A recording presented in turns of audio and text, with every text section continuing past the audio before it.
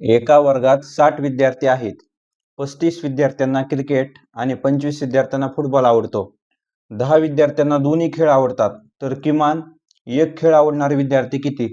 हा आपल्याला प्रश्न विचारला. ह्या प्रश्नाचं बघा उत्तर कसं काढायचं. एका वर्गात टोटल विद्यार्थी किती दिले आपल्याला? 60.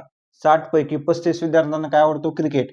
आणि त्या 60 पैकी 25 विद्यार्थ्यांना काय आवडतो? फुटबॉल. मग सगळे सुरुवातीला काय करायची?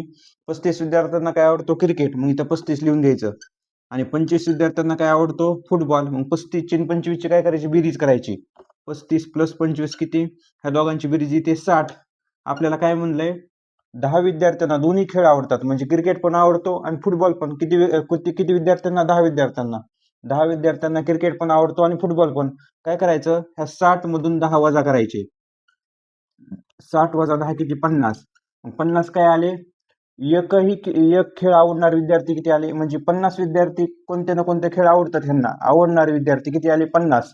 आपल्याला तीच विचारलं होतं, किमान एक खेळ आवडणारे विद्यार्थी किती? ते 50. आपल्याला जर असा प्रश्न विचारला असता, एकही खेळ न आवडणारे विद्यार्थी किती? मग टोटल ही आवडणारे विद्यार्थी किती? 50. मग टोटल विद्यार्थी किती आपल्याकडे? 60.